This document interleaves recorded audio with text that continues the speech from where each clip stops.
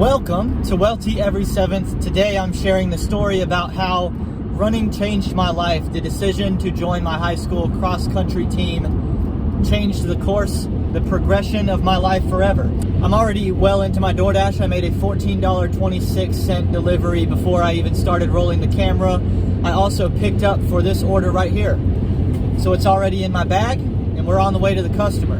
I ran for the first time in 7th grade. I joined the middle school track team, and that's where I was recruited to join the high school cross-country team. Obviously, races are longer. Instead of a 1 mile race on a track, I'd be running 5Ks, 3.1 mile races.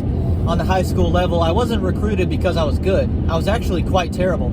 I was recruited because they're looking for numbers. I joined my high school's cross-country team for my 8th grade year. Because middle schools don't do cross-country, they allow 7th and 8th graders to join high school cross-country teams. That was a great decision for me in terms of getting comfortable with my high school before I actually started going to school there, getting to know some people, building a rapport and a reputation. I got nicknamed by some of my teammates on the cross-country team before I was a student at the school, so it gave me a chance to be more social. I was very quiet and to myself at this time of life, so it helped me open up for sure socially. Similarly with girls, this was a time in my life I wouldn't talk to girls. I was terrified, I was scared. Cross-country teams are separate, it's the boys and the girls, and they're their own team and their results are their own. But there is a real closeness in the cross-country community, at least living here for me. You're practicing together, your teams are together, so you're hanging out with the girls a good bit. And these type of interactions really helped me out. And you'll see later in my story where the payoff happens. I end up meeting Allison, who I marry, through this series of events that started with the decision to run. This is a 3rd floor delivery, of course. Let's go make this money. Little hidden tip action there increases the value of that delivery. Some hidden tips are good. Other times you surprise somebody with a tip they weren't warned about and it doesn't go so well for you. Anyway, just so you kind of know where I was at, the very first track race I ran in 7th grade, I got lapped in the mile. Somebody completed 4 laps before I completed 3, and that really embarrassed me. At this point, first of all, I wasn't very good. I wasn't fast. I didn't have the stamina. Second of all, I didn't really know what I was doing. I was so new to running that I didn't know how to pace myself. But that really fired me up. And the person that lapped me was 1 year older than I was and was going to the same high school that I was going to also run cross country. So I paid close attention to this person's progression, and it was my goal to one day beat him.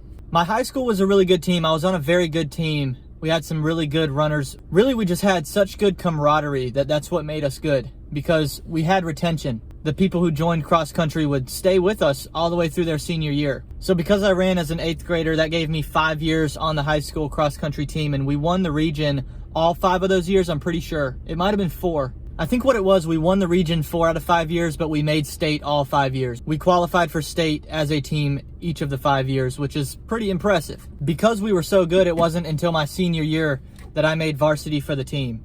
But finally, I made it. I wasn't a very good runner. The best I ever got was I was breaking 20 minutes on the 5Ks, and I was sub 6 minutes on a mile. I only ended up running track in high school 1 year, because I didn't like track nearly as much as I liked cross country. The fastest mile I ever recorded actually was in a 5K race. It was the first mile of the race, and I ran a 5:40, 5:42, something like that. Because I did so little track and I didn't care about that, I just never ran the mile for speed. But I do remember coming across that 1 mile marker in a cross country race at 5:42 made me feel pretty good. And I don't think I ever broke 19 in a 5K. I was under 20 several times, but I never got much faster than that. So if you're a runner, that lets you know, I wasn't very good, but I was good enough to be varsity on a good team. The leader of our team was several years older than me, 3 years, 4 years older than me about, and he had 2 younger brothers. You've met one of his younger brothers.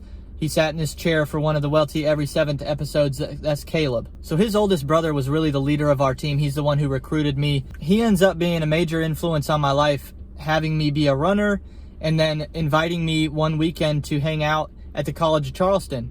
That was my junior year, I think, of high school. And he had already been at the College of Charleston for a couple years, was doing really well. He was well acquainted with the area. He had a place to stay. He had friends to hang out with. So he gave me a really good time in Charleston. He showed me the school, and that's what made me really want to go there for my freshman year of university. So to me, it's a really clear progression where the guy helps me become a runner. He influences me to choose the College of Charleston. At the College of Charleston, I get involved with a Christian ministry called RUF. And then I decided to leave the College of Charleston and come back to Rock Hill, but I still got involved with our local RUF here at Winthrop University, which is where I met Allison. So in that sequence, without having to make too many leaps, you see where my decision to become a runner ends up introducing me to Allison, which is why becoming a runner was one of the greatest decisions of my life. I decided not to go collegiate with my running. Even though I wasn't a great runner, I did get some college attention from some small schools, but that time in Charleston, observing Caleb's older brother running on that team, and I saw how much goes into being a collegiate runner. It's a lot. If you really want to be good at that level, virtually all of the decision making you do in your personal life and how you're spending your time goes into being a good runner. Like, it's your whole life at that point. And I was not willing to do that. I was not interested in getting much better at running. I didn't care to have running pay for my school. I'm not even sure. I didn't even talk to the couple schools that reached out to me about running. I'm not sure if they would have scholarshiped me or not. Probably not. I don't know. I don't know how that works. I just knew that no matter what, it wasn't going to be something that I continued. That wasn't the college lifestyle I wanted. Since then, I've gotten the itch to run a couple times again. The problem is I had really bad knees. Even in high school, I had recurring tendonitis in the knees. So every season, basically, all 5 of the seasons, I had to manage that. In order to make it through the season, there was just no way that I could either practice every single practice. I would be there and I would do other things, but I couldn't go hard every single practice and make it through the season. I just don't have the legs for that. But there is a little piece of desire that I can feel in me that says, man, I want to get back out there and I want to run regularly again, and I'd like to try a race again. And I don't know. I'm not saying I won't do it. I'm just saying the times that I try, it just becomes really painful now that I've been out of the running game for a while, and I still have those knee problems though. Like within 1 or 2 days of running again, I'm having clear issues, and I don't know if it's worth it. I don't know. It's like I've noticed I just need to take my fitness away from pure cardio. I guess I'm going to take this stack order just to stay busy, and then I can head to the gym. The gym's right around here. So I'll just finish up my dash with this and then head to the gym. Even though it's been over 5 years now since I was running on a daily basis, I feel like, at least mentally, even if I'm wrong, even if it's not actually legit, even if I don't technically have the stamina still, I still mentally know what I used to be capable of, and it makes me think that I'm still capable of it. So that's been another issue when I have tried to run since I quit. Right off the bat, like today, I'm running at the speed that I would used to practice at, and I can do it for half a mile or 1 mile, and then it really hits me and I'm like, oh man, I can't keep that up. But I've also noticed that even though I have lost some of that stamina I had, I still am, without running for the last 5 years, I would still say that I've got more stamina than a lot of people my age do. So to some extent, I think if you run for 5 years like that, you can take 5 years off and you're not going to lose all of it. And that's important to me for other things that I do athletically. Like I play basketball a lot, almost every single day. And I can definitely tell, I end up beating people one-on-one that I wouldn't otherwise beat because I can just hang in there longer. So even though I'm not at the top of my game stamina-wise for what I used to be, it's still paying dividends for me, because for so many races and so many practices, you go to this headspace as a runner where you just keep going and you start to learn what's really in your tank. I've still got that knowledge today that helps me when I'm doing other physical activities. Running was also really there for me at a time when I needed it. The fact that I started running cross country, running long distance in 8th grade came up really clutch for me when my parents separated in my 9th grade year. Running for long amounts of time and really exhausting myself and having that community, that team, I felt that was definitely one of the healthiest ways that I could deal with what was going on in my personal life. Parents separating, especially in our case, that's not the end of problems in the household.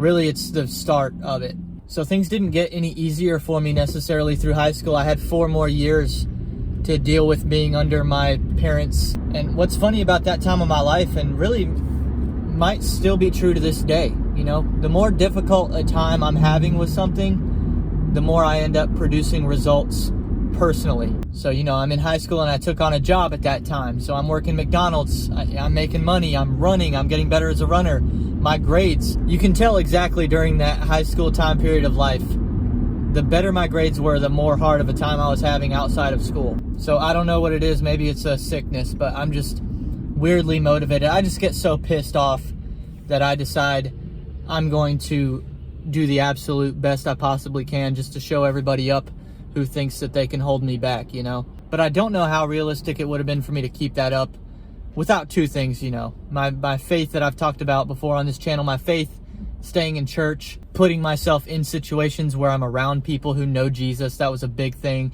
and running. Running was a bit of a contrast to the faith, where having faith I know is helping me, but running very much is scientifically proven to help me. You know, it's detoxing my brain. It's actually physically exerting myself so that I don't have the energy to do something disruptive or destructive as a result of all my anger and frustration at home. One of the funniest coincidences to me of the time was my mom making the decision to leave my dad and moving and staying in Rock Hill so that we could stay at the same schools. But, you know, for me, moving to a place I did not want to be, it became a regular practice for me to defy the court order and run to my dad's house from my mom's house.